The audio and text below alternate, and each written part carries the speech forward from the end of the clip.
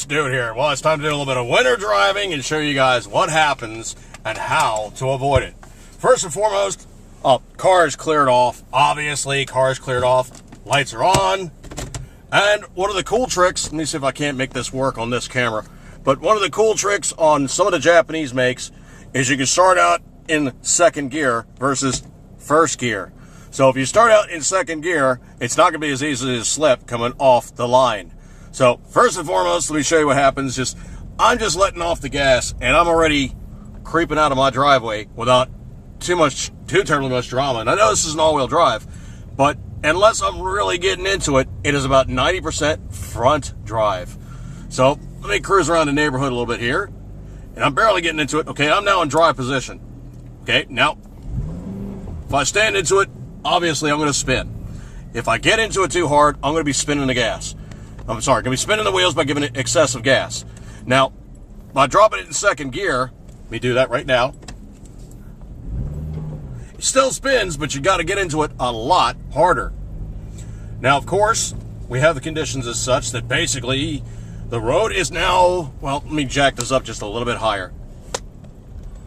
Road is now very, very snow covered. I have at least 4 or 5 inches, and if I get into it stupid, I can definitely get the car out. I can definitely kick out the back end. Now, the biggest thing you have to remember about even driving a front drive vehicle, and I've driven front drive vehicles for so long, it is just insane that, anybody could just not drive one of these things to get around. They'd have to be a complete and total moron.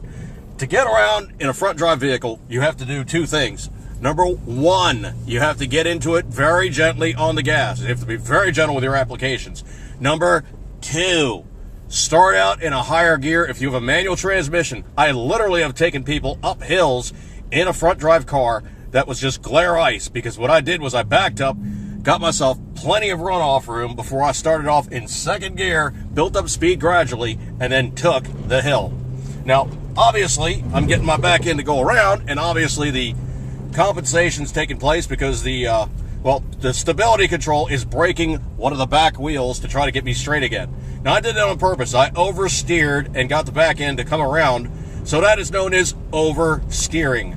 Understeering, I'm going to give you an example of right here, in this turn coming up, and this turn is actually really covered up with ice. So this is all glared up. I can just barely see the center line. The center line is just barely visible here. So this is going to be understeering. You crank the wheel way over, and you don't turn. Oversteering is when you get into it and the car is steering a lot harder than you were giving initial inputs for, and you are taking a turn a lot faster than what you are genuinely intending. Now, this being fairly loose powder, it's basically like driving on sand. That's about the easiest way to describe it. It's like driving on sand that is also slippery. So I'm making probably 20 miles an hour right now, and I'm not doing anything stupid. I'm going down a straight road. Nothing crazy, nothing stupid. But you have to remember, whenever you're giving inputs in a condition like this, you can't be like micro-correcting. You have to be very aggressive. Read like either half to 1 turn to get input out of your car and get it to respond. Now, the biggest thing you really truly have to remember is you have to do a correction or a maneuver, and then you have to wait. It is not going to be instantaneous on snow, and it's sure not going to be instantaneous on ice. You have to make a correction, and then you have to make secondary, tertiary, and as many corrections as it takes to get your car straight down the road again. Now, I'm driving with the stability control on, and that's very simple to simply keep your car straight, keep yourself out of trouble. The CRV I'm driving is a 2005. My tires are all-season tires. These are not like, seriously dedicated snow tires. They're not studded. I'm not running chains. And I have many doofuses in front of me that are showing their examples of non-driving ability. But the stability control, the ABS, and all this stuff comes into play and will keep you out of trouble. Now, if you turn it off, which I can do with a switch on my dashboard here, I will give you an example of that in the next segment. So let me break off on this one and get out of the way of these goofuses that can't seem to drive. Okay, I'm going to turn off all the bells and whistles now. I think I'll still have my ABS working, but I have got no stability control whatsoever, and all the corrections and all the inputs I'm going to need to make for myself. Now, DSC is off.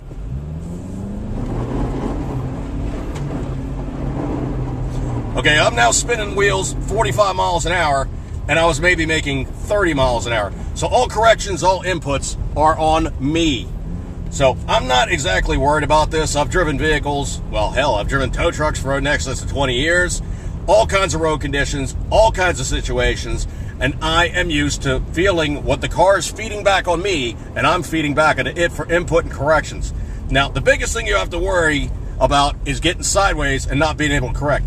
The best way to tell yourself when you're really getting in trouble is you look straight ahead. If the road is starting to go crazy, you know you're going sideways and you need to get yourself out of that situation.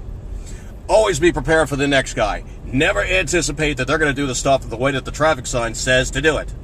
Biggest thing is, of course, remember, they're going to be a dumbass. Now, like I told you, course corrections. This is me inputting about a half a turn, minimum half a turn, to get the car straight again. And I'm deliberately trying to get the thing goofy, okay? I'm literally trying to get the car to not act correct. If you were to look on my, well, hell, I'll show you guys. If you were to look at my dashboard, and me unclip this here, that icon there says I have disabled the DSC, and it is not happy about it because it wants to play nanny state. Now, I'm also riding second gear.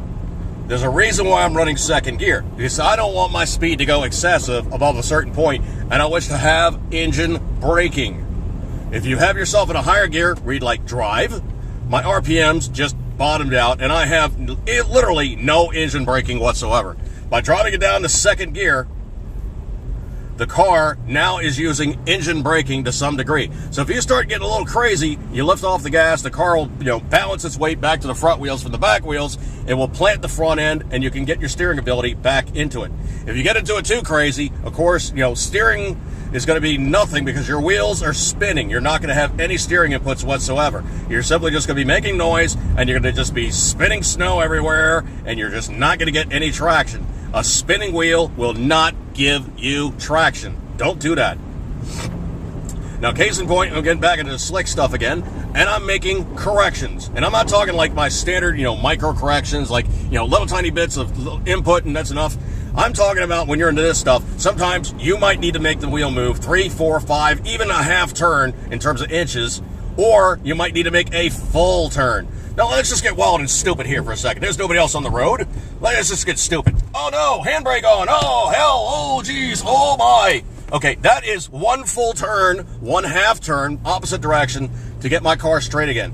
You always turn it in the direction of a skid. Now, to do that in an all-wheel drive vehicle, you could not normally do it, especially with all these electronic, keep you safes. The car will not allow you to do these things. So let's just see if I can't get a little sideways again here. It's actually really hard to make this car upset. It is actually very hard. And I'm trying all kinds of different input things, and I'm actually trying to get the back end to kick around. So let's see if I can't get this thing to go stupid for me. That's hard, man. It's actually very hard to get this thing to go stupid. Okay, there we go. We got some action going on there. Oh, no. Oh, geez. I lifted off the gas, and what happened is when you do that, you make the back end get light. You have to correct. Keep your power on gently. Don't ever lift off the gas all at once, and don't ever panic stop when you're in a skid. Always correct to the absolute last second till you're out of room. All right, folks, I'm going to break off of this one with this little bit of winter driving with the dude, and I think it's time to turn on my stability control just to keep myself safe. Oh, no. It's not that big a deal, folks. It's just fun. All right, I'm going to break off with this one. You could keep time things, and always, you know it, you love it. Winter driving for me is just fun. See you guys.